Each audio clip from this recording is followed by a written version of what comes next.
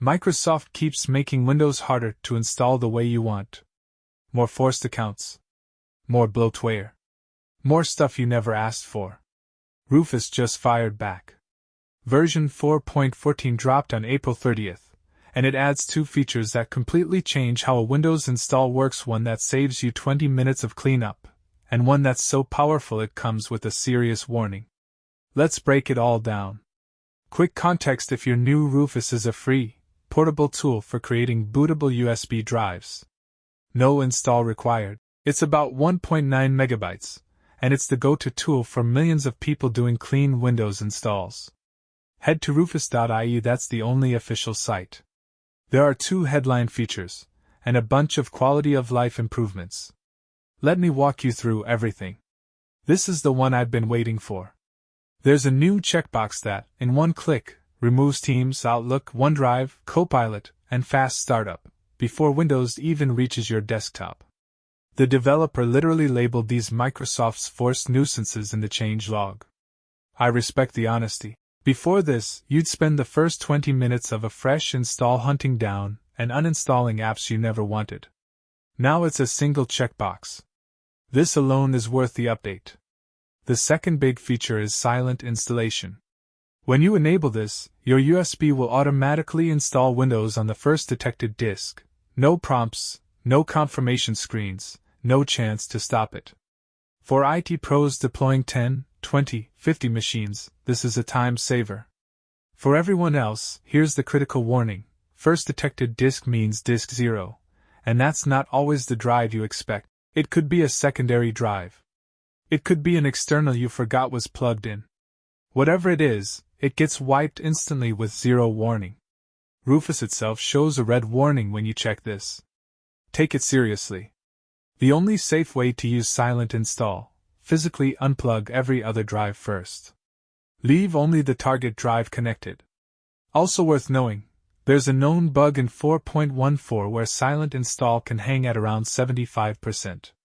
For anything important, I'd wait for the next patch before relying on this one. A few more things worth mentioning: tooltips on every option. Hover over any checkbox and it tells you what it does. Small, but finally. El Torito UEFI support. If you've ever tried to flash a Dell BIOS from USB and hit a wall, this is your fix. Better error messages when your ISO is on the same drive you're trying to write to. Stops a frustrating rookie mistake. Improved Linux support. Better handling for Bazzite and other Fedora-based distros that don't follow standard EFI conventions. Bitdefender detection fix. Rufus no longer gets confused by Bitdefender's hidden virtual hard drives. And on the bug fix side, Windows To Go now works properly with the newer BCD boot tool, and there's a fix for local account names with spaces, those used to break the setup. Go to microsoft.com/software-downloads/Windows11. Make sure the URL actually says microsoft.com, there are fake mirror sites out there. Scroll to the section labeled Download Windows 11 Disk Image ISO. Click the drop-down, pick Multi-Edition ISO, x64, that includes Home, Pro, and everything else in one file. Hit Download, choose your language, confirm, and click the 64-bit download button that appears. The file is around 7 to 8 gigabytes, so this is the slow part. Grab a coffee. Go to rufus.ie. Download Rufus 4.14, the standard version.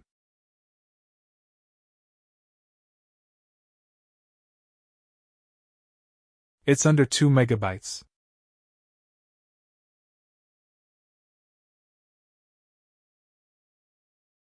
Double-click it. That's it. No installer. Use a USB drive with at least 8 gigabytes of space. Everything on it will be wiped. Back up anything important before you plug it in. When Rufus opens, Device, confirm your USB drive is selected. Double-check this, especially if you have other external drives connected. Boot selection, click Select and choose your Windows 11 ISO. Rufus fills in the rest automatically. Partition scheme should be GPT for any PC made in the last 10 years. Only switch to MBR for very old legacy BIOS machines. Target system should say UEFI. Volume label.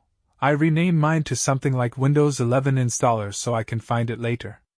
Leave file system and cluster size alone. Then hit Start. A pop-up appears. Here's how I configure it for a clean, private install. Remove hardware requirements. Only check this for older PCs that fail Windows 11 compatibility. Note, there's a bug in 4.14 where this sometimes rechecks itself after you clear it. Verify before hitting OK. Remove Microsoft account requirement. I always check this. It unlocks a local account field beneath it. Type your username. Set regional options to match this user. Copies your language, time zone, and keyboard layout.